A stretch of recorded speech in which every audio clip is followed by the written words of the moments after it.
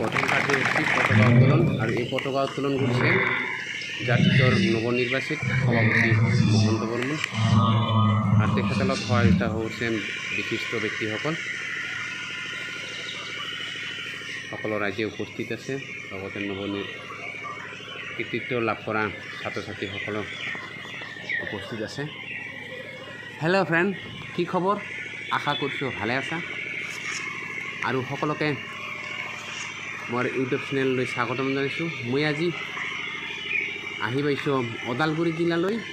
খৈৰাবাৰীত অনুষ্ঠিত মহিৰংগ ভৱনত উদযাপন কৰা হৈছে আমাৰ অসমৰ এক অন্যতম জনজাতি বৰ্মন কছাৰী জাতিটোৰ ছাত্ৰ সন্থাৰ চতুৰ্থতম প্ৰতিষ্ঠা দিৱস। আৰু এই প্ৰতিষ্ঠা দিৱসৰ লগত সংগতি ৰাখি এইবেলি হাইস্কুল শিক্ষান্ত পৰীক্ষাত উত্তীৰ্ণ হোৱা আৰু উচ্চতৰ মাধ্যমিক শিক্ষান্ত পৰীক্ষাত উত্তীৰ্ণ হোৱা কৃতি ছাত্ৰ ছাত্ৰীলৈ আমাৰ বৰ্মন কছাৰী ছাত্ৰ সন্থাৰ কেন্দ্ৰীয় সমিতিৰ তৰফৰ পৰা দিয়া সম্বৰ্ধনা অনুষ্ঠান লৈ।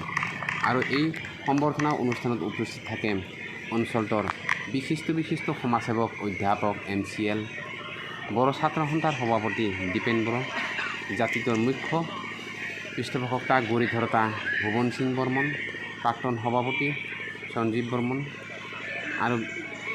আৰু অঞ্চলটোৰ বিভিন্ন ভাতৃ সংগঠনৰ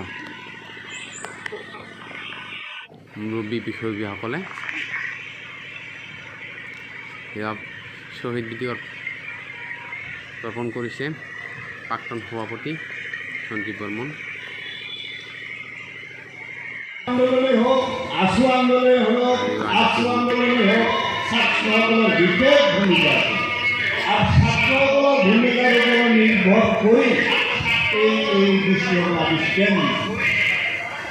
গতিকে সকলো ছাত্ৰ ছাত্ৰী মোৰ এটা বিশেষ অনুৰোধ যে আপোনালোকৰ নিজৰ অধ্যয়ন আৰু কৰিব নিবিচাৰোঁ কিয়, আমি যিমানেই জনগোষ্ঠী হয় তেটোফাল নিশ্চয় কিয়, যদিহে ল'ৰা ছোৱালীখিনিক শিক্ষিত কৰিব নোৱাৰোঁ তেতিয়ালৈকে কিন্তু আমাৰ জনগোষ্ঠীয়ে কিন্তু আগবাঢ়ি যাব নোৱাৰিব।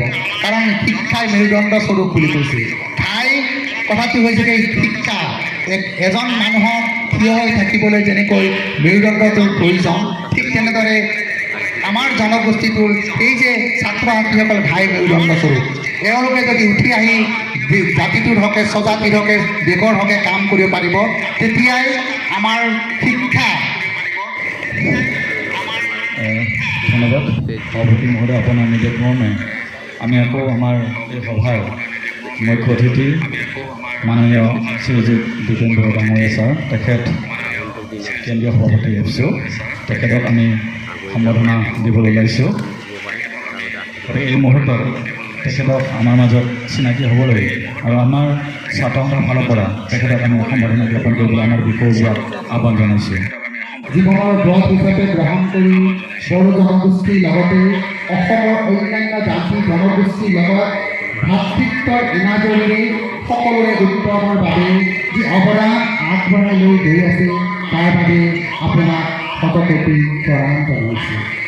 একাগ্ৰচিত্তে আপুনি আপোনাৰ নিৰলস কৰ্মৰ জৰিয়তে নিজৰ যি পৰিচয় দিছে সেয়া প্ৰশংসনীয়। আপোনাৰ কৰ্মস্পৃহা, একাগ্ৰতা আৰু আন্তৰিকতাক সাৰথি কৰি বড়ো জনগোষ্ঠীটোক জনমানসত প্ৰতিষ্ঠা কৰাৰ যি নিৰলস যুঁজ, সেই দায়িত্ববোধে আমাক আকৃষ্ট কৰিছে। অনাগত দিনবোৰতো আপুনি আমাৰ আদৰ্শ স্থানীতি হৈ যাব। সেই মহান দিৱস ছাত্ৰ সংগঠক হিচাপে আপোনাৰ অৱদান অনস্বীকাৰ্য। সময়ৰ ৰক্তিম ভাস্কৰ্যত আপুনি পূৰিত কৰিছে আপোনাৰ কৰ্মৰাজি।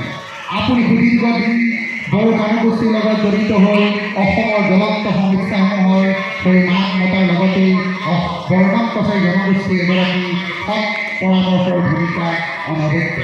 সেই অক্লান্ত সেনানী আজিৰ এই মাহাত্ম্যখনত আপোনাক আমি বৰ্মন কছাৰী ছাত্ৰ সন্থাৰ তৰফৰ পৰা সম্বৰ্ধনা জনাবলৈ পাই ধন্য মানিছোঁ। এই পবিত্ৰ মুহূৰ্তত আপোনাৰ উত্তৰণ আৰু শ্ৰীবৃদ্ধি আন্তৰিকতাৰে কামনা কৰিছোঁ। আপোনাৰ কৰ্মচাৰীটি অনাগত দিনত সমাজৰ বাবে দৃষ্টান্ত হৈ ৰ'ব। আপোনাৰ সুস্বাস্থ্য আৰু কৰ্মময় জীৱন শুভ হোৱাৰ কামনাৰে ধন্যবাদেৰে সভাপতি মহন্ত বৰ্মাই সাধাৰণ সম্পাদক মাধৱ বৰ্মন, নিখিল বৰ্মন মহান ছাত্ৰ সন্থা কেন্দ্ৰীয় সমিতি। ধন্যবাদ। ল'ৰা ছোৱালীবিলাক আন্তৰিক অভিনন্দন আৰু সম্বৰ্ধনা। পিতা পঞ্চু বৰ্মন, মাতা কণিকা বৰ্মন, গাঁও বেটাগাঁও, জিলা ওদালগুৰি। কল্যাণী আখু জয় জয়তে নিখিল বৰ্মন বাসী ছাত্ৰ সন্থা কেন্দ্ৰীয় সমিতিৰ তৰফৰ পৰা তোমালৈ স্নেহাশীষ জ্ঞাপন কৰিছোঁ। শিক্ষাৰ আলোকসন্ধানী যাত্ৰাপথৰ অন্যতম পদক্ষেপ হিচাপে 2024 বৰ্ষৰ উচ্চতৰ মাধ্যমিক পৰীক্ষাত 5টা বিষয়ত লেটাৰসহ প্ৰথম স্থানত উত্তীৰ্ণ হৈ জাতি তথা অঞ্চলটিলৈ সুনাম কঢ়িয়াই অনাৰ বাবে আমি অতিকৈ আনন্দিত আৰু গৌৰৱান্বিত হৈছোঁ। তোমাৰ সফলতাই উঠি অহা ছাত্ৰ ছাত্ৰীসকলক উদ্গনি যোগোৱাৰ লগতে আমাকো উৎসাহিত কৰিছে। আজি এই শুভ মুহূৰ্তত তোমাৰ জয়যাত্ৰা অক্ষুণ্ণ ৰাখি জাতিৰ অনুকৰণীয় ব্যক্তি হিচাপে গঢ়ি তোলাৰ কামনা কৰিলোঁ। অতি ধন্যবাদেৰে মহন্ত বৰ্মন সভাপতি, শ্ৰী মাধৱ বৰ্মন সম্পাদক, নিখিল বৰ্মন ছাত্ৰ সন্থা কেন্দ্ৰীয় সমিতি। মই আমাৰ মঞ্চত মনোৰমা বৰ্মন, সমীক্ষা বৰ্মন,